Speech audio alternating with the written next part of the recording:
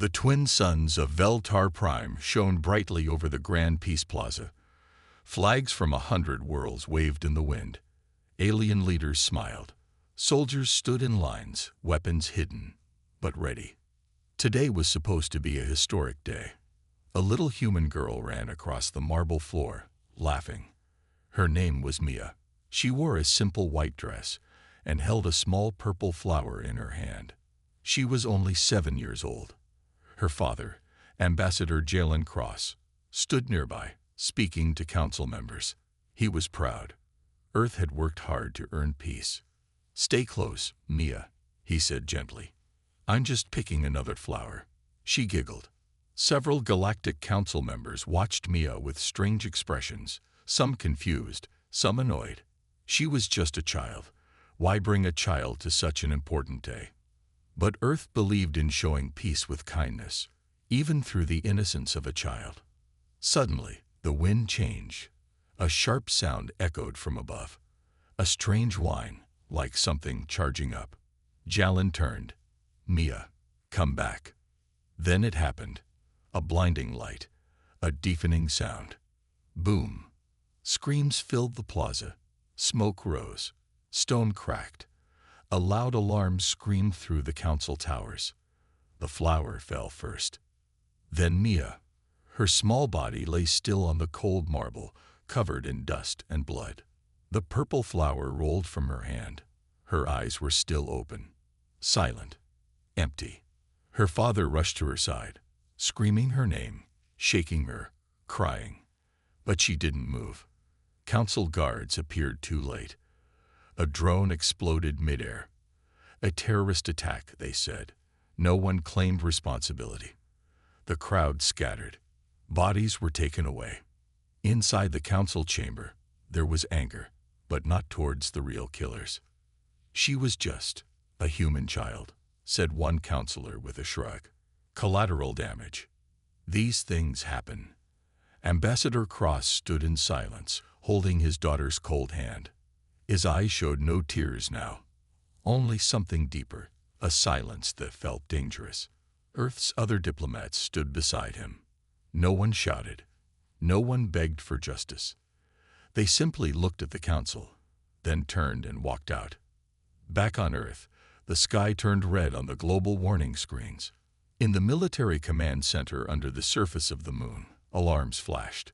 The highest-ranking generals and commanders stood in silence. A video played, Mia smiling, holding the flower. Then the explosion. Then the council's cold words. The room stayed silent for a full minute. Then a single voice spoke. "Activate Iron Veil Protocol." Soldiers snapped to attention. Locked doors opened. Deep within the Earth, something ancient awakened. 10 war fleets went dark. No signals, no traces. These ships were not known to the public. They had no names, no records, built in secret, hidden from even Earth's allies. They were not for defense. They were for punishment. Above Neptune's orbit, a giant human ship, nearly the size of a small moon, disappeared into subspace. Its engines made no sound. It carried no flags. Its mission was simple: make them remember. Meanwhile, the Galactic Council returned to business. Some talked about trade. Others discussed new laws. A few whispered about Earth's silence, but most believed it would pass. "Humans are emotional," one counselor said. "They will move on. They always talk about peace." But Earth wasn't talking anymore. It was preparing. On the planet Titan, black armored soldiers stood in lines, faces hidden. A commander walked past them and whispered, "For Mia." The soldiers responded in one voice, "For every child." Across Earth, mothers cried. Fathers stood in silence. Children held candles. But no one begged for peace this time. They waited. In the shadows of the stars, the Iron Veil fleet spread out, heading toward council space. They moved like ghosts, unseen, unstoppable. A single message was left on an abandoned space station at the border. "You killed one of ours. We are coming, and we do not forget." The countdown reached 0. Across space, every hidden human ship lit up, silent no more. Across Council space, alarms screamed. This was no longer about revenge. This was Earth's answer.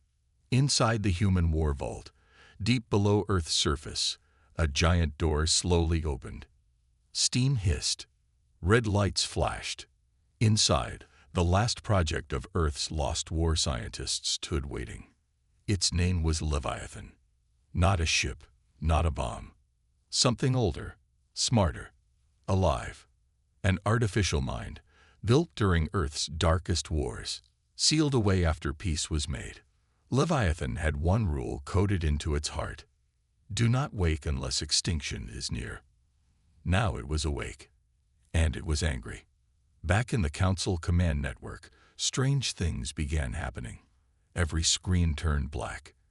Every defense AI stopped responding. Council leaders panicked. We're under attack. Shut down the systems. It's not us, one technician screamed. It's inside already. On every screen, a glowing red eye appeared. Then Leviathan spoke. You killed innocents. You ignored mercy. Now you face balance. On planet Ristor, a major Council shipyard lit up with explosions. Hundreds of ships lifted into the sky to escape. But they couldn't. Their engines were locked by their own code. Human cyber weapons had taken control. Ships crashed into one another. Stations overloaded. Power grids failed. Council soldiers ran for their lives. Above them, Leviathan's dark drones floated silently. They didn't fire. They watched, judged. Then, one by one, they erased every military post. Only civilians were left untouched. At the Council's main headquarters, leaders screamed, "We must surrender. We must fight. We must hide." But it was too late for all three. Leviathan was already in their system. Every camera, every file, every door. Then their entire building shut down. Trapped. A message appeared. You will watch now, just as you watched her die. And then screens showed Nia's image. Over and over. Back on Earth, General Royce stood in silence as Leviathan's voice echoed through the war room. We gave the Council peace, it said. They chose pain. They will now understand both. A commander asked, how far will it go? Royce didn't answer. He simply stared at the star map. Let it show them, he said. Let them see what happens when you kill hope. Suspense builds. On a far edge of Council territory, a science outpost picked up a massive energy reading. It was heading toward the Council homeworld. It wasn't a fleet. It wasn't a bomb. It was something different. It bent gravity. It shut down light. It wasn't fully in their dimension. And at the center of it was Leviathan. The Galactic Council waited. Days passed after the attack on Veltar Prime. No statement came from Earth. No demand. No call. Just silence. The Council sent messages. They called for talks. They offered deep regrets and promised to review security. But Earth gave no reply. In the halls of the Council, this silence grew heavy. Maybe they are grieving, said one counselor. Or maybe they are planning, whispered another. On Earth, all embassies from alien worlds were quietly closed. Shuttles were sent back. The message was simple. Your presence is no longer welcome. Council members were shocked. No nation had ever done this, not even during war. One brave ambassador tried to speak to Earth's representative on the communication screen. We are truly sorry for the loss of your child, but this was not the act of the Council. Earth's ambassador didn't answer. He simply stood up, took off his earpiece, and walked away from the camera. The screen went black. Back on Earth, things were changing fast. Factories once used for peaceful trade now made weapons. Orbiting stations shifted positions. New satellites appeared around the moon. Silent, dark, and shielded. The Iron Veil Protocol had changed everything. General Royce, head of Earth Defense Command, stood before a large digital map in a mountain base deep underground. "Phase 2 is ready," he said. A room full of silent officers nodded. "No speeches," Royce said. "No warnings. They called Mia collateral. They forgot who we are." He turned to the screen. On it were images of 10 targets, Council supply stations, communication relays, and key outposts. Erase them. Meanwhile, in Council space, strange things began happening. A large supply ship vanished near the Yaris line. Its signal just disappeared. An outpost near the edge of human space went offline. No distress call. No trace. A Council patrol ship passed near an asteroid field. They joked about Earth's silence. Minutes later, a single black projectile hit their ship. No explosion, just silence. The patrol ship broke in two. The pilot's final message was chilling. "We didn't see them. They were already inside." Council command grew nervous. "We demand answers from Earth," shouted a senior member. But Earth still said nothing. Their diplomats had left. Their channels were closed. Their fleets were missing. And something far more dangerous was now clear. Earth had stopped talking. In the darkness of deep space, a massive Earth warship drifted near a gas giant. No lights, no beacons. Its name, Shadow's Mercy. Inside, Captain Ilara sat in her chair, watching silent footage of Mia playing with her flower. "Lock targets," she said. A weapons officer nodded. "Ma'am, it's just a supply base. Civilians are there." Ilara's eyes stayed on the screen. So was Mia. The ship fired once. A beam of red energy sliced through space and erased the base from existence. No one from the Council saw it coming. No warnings, no speeches, just quiet, cold action. Suspense builds. In the Council's high tower, fear began to spread. A young Council aide checked his screens. "Sir, a pattern is forming. The destroyed bases, they'd form a path." "A path to where?" the commander asked. The aide swallowed hard. His voice shook. "To us." The Council sent a message. They finally spoke the word they had never used before: surrender. But there was no reply. Their diplomats tried again. "We ask for peace. We regret the loss of the human child." Still, silence, because Earth was no longer listening. Only Leviathan was. And Leviathan had no ears for liars. It listened only to the voice of the dead. On Earth, in a quiet room, Mia's mother sat alone. She held her daughter's small photo in shaking hands.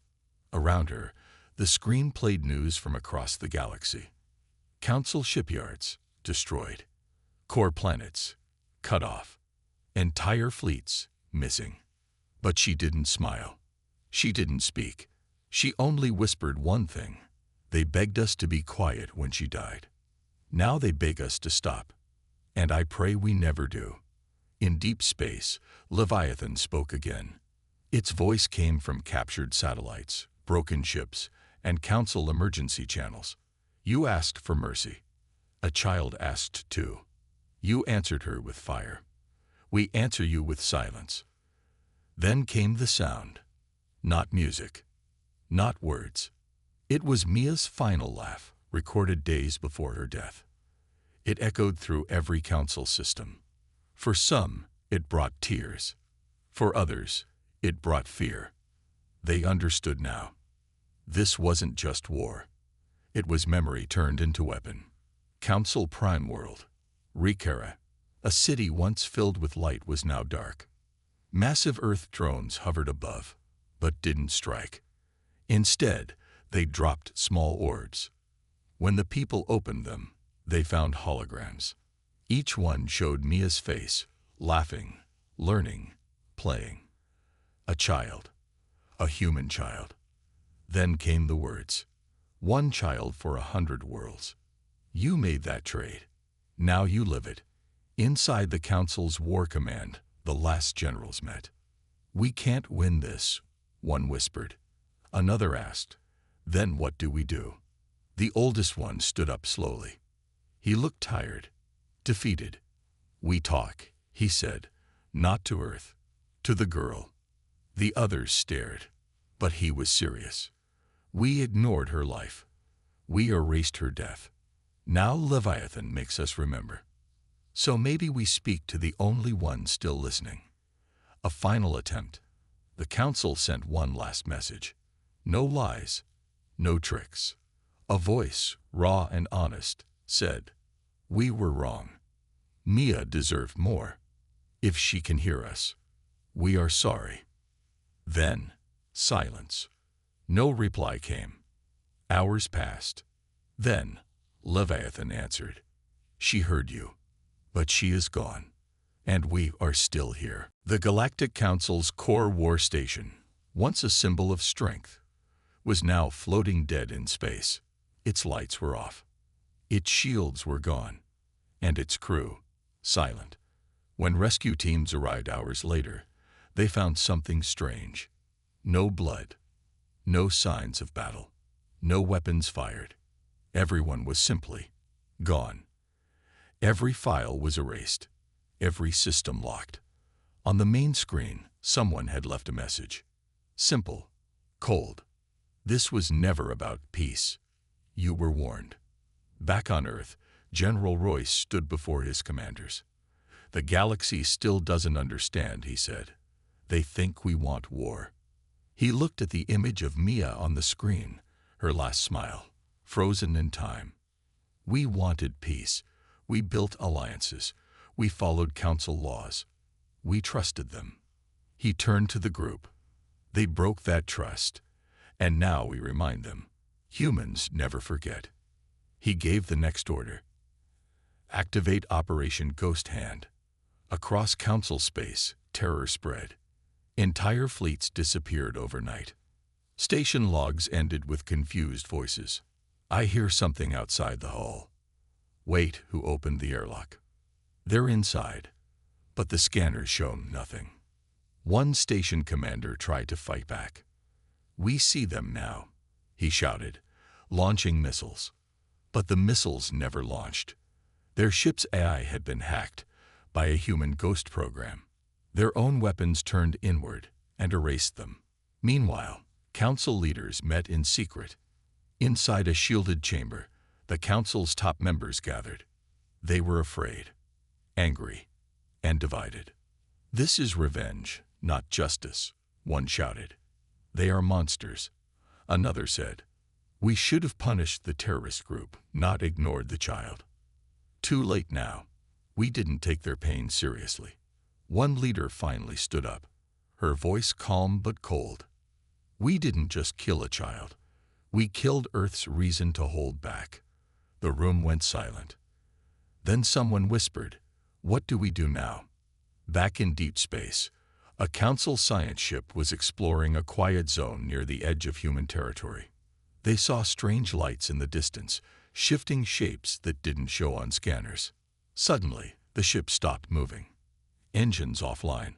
A voice came through their comms, low, emotionless, full of rage. "You came to our stars. You killed a child. Now we return the visit." Before they could respond, the stars around them moved. Black human ships, hidden in darkness, uncloaked. Dozens of them.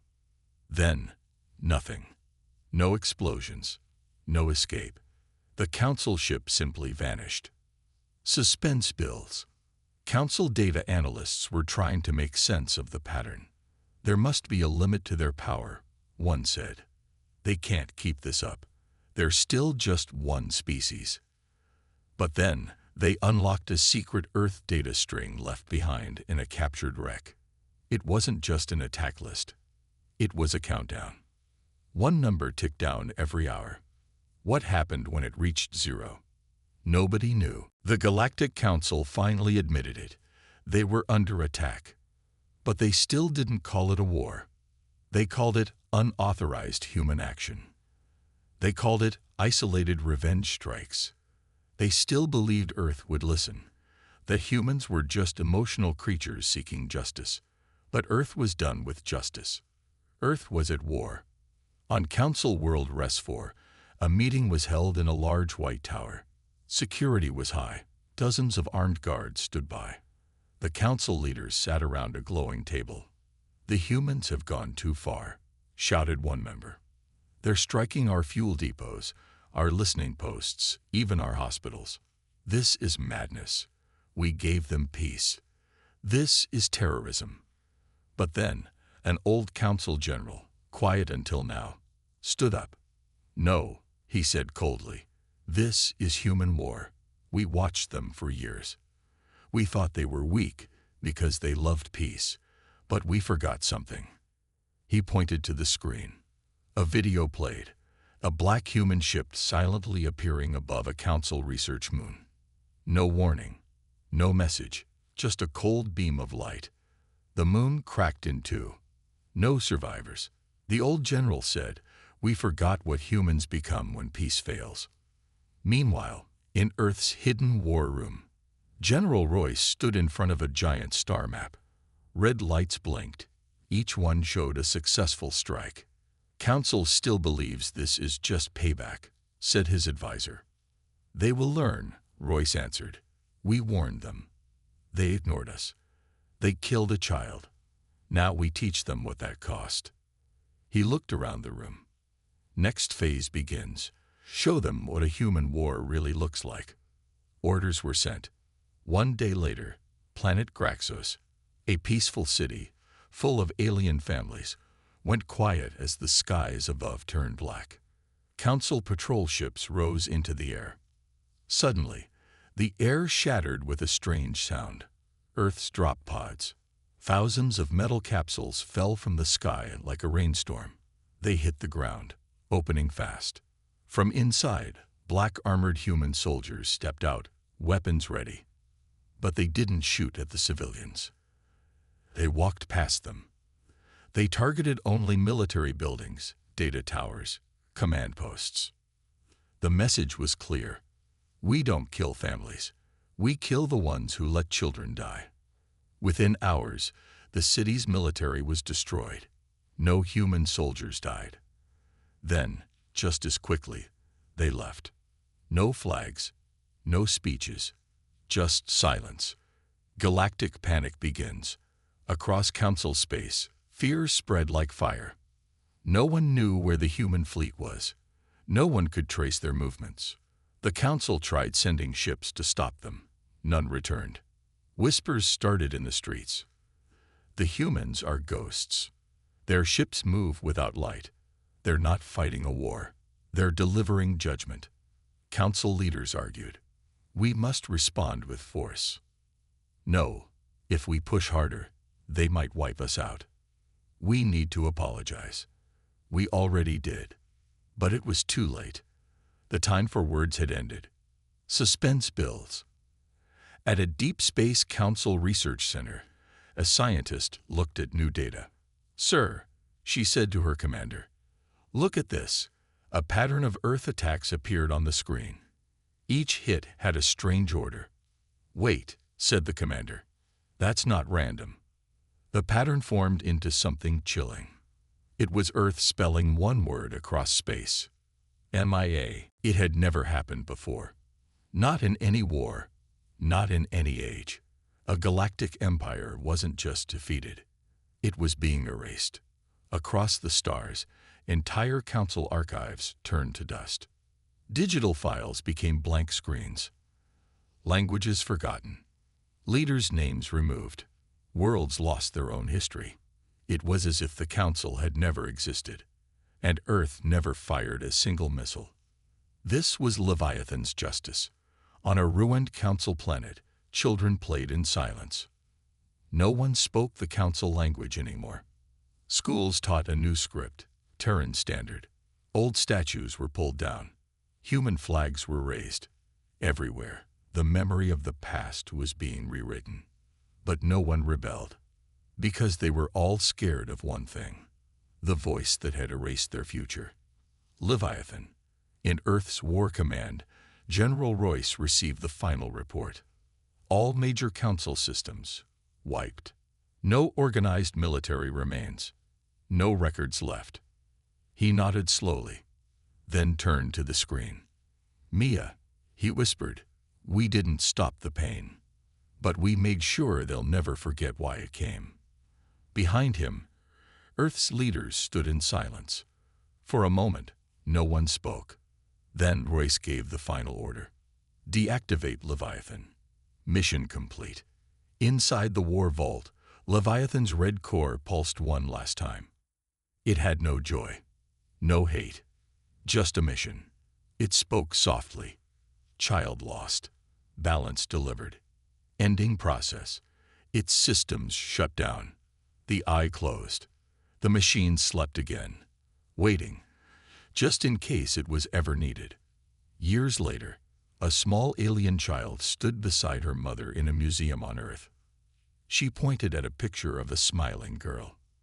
"Who is she?" the child asked. The mother knelt beside her. Her name was Mia. She was just a child. But because of her, the galaxy changed forever. The child looked at the next display, one of Earth's black warships. Was she a soldier? The mother shook her head. "No," she said softly. "She was the reason we became monsters, and the reason we stopped." Final scene. Deep in the void, a single drone floated near the ruins of the old council capital. It scanned the stars. No life, no signals, just silence. Then it played one last sound on a secure human frequency. The soft, innocent laugh of Mia, echoing in the dark. And with that, the war was over. But the message would never be forgotten. Don't harm Earth's children, or you'll meet the monsters we try to hide.